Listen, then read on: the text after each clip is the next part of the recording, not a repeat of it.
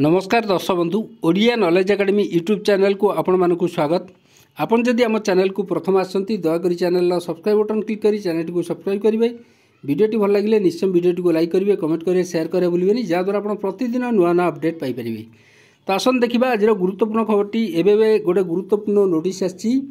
तो से नोटिस विषय में आम आलोचना करवा कौन रही नोटिस जो आप जानते जो कर्मचारी जनवरी 2025 जो महंगा भत्ता अच्छी जो डीए अच्छी ताकू नहीं जो स्पेकुलेशन जारी रही एपर्यंत सरकार घोषणा कले ना। तो से विषय में आम आज गुरुत्वपूर्ण आलोचनाटी करवा। दयाकोरी वीडियोटी को शेष पर्यटन देखिए जहाँद्वारा आप संपूर्ण खबर विषय में जानीपर।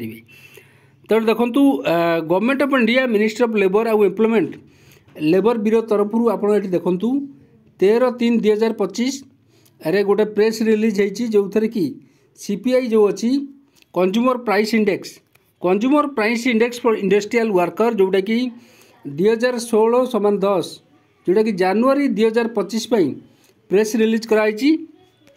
Labour Bureau and attach office of ministry of labour and employment has been compiling consumer price index for industrial worker every month on the basis retail price collected जोटा कि 317 मार्केट 28 इंडस्ट्रियल इंपोर्टेंट सेंटर रु आम देश collect करा जाए data. The index for the month of January 2025 being released in this press release जो थर आम देखा the all India CPI IW for January 2025 decreased by 0.5 point stood at 143.2 जोटा रे वर्तमान स्थिर रही।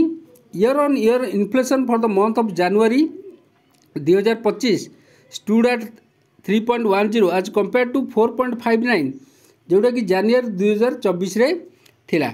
जोटा आम कि देखा सबुठारु गुरुत्वपूर्ण कथा होची जो डिसेम्बर मास डाटा रिलीज होता से पाखापाखि 0.8 अर्थात 0.8 पॉइंट जोटा कि कंज्यूमर प्राइस इंडेक्स रे डिक्रीज होता एवं वर्तमान जानुआरी डाटा मध्य रिलीज होती। तो आप जानते सरकार एपर्यंत कौन पर घोषणा कले ना हुए तो जो आप जानते डीए मर्ज करने नहीं जो दाबी उठी बेसिक सालारी सहित जो डीएटा को मर्ज करने बेसिक सालारी सहित जो दाबीटा उठी हुए तो सरकार से विषय किसी विचार करती से विलंब होता पारे ना साधारणतः सरकार होली पूर्व आमर डीए घोषणा कर दियंती गोटे जोटा रही आगुरी ट्रेंड रही किंतु ए पर्यंत सरकार कौन प्रकार घोषणा कले ना।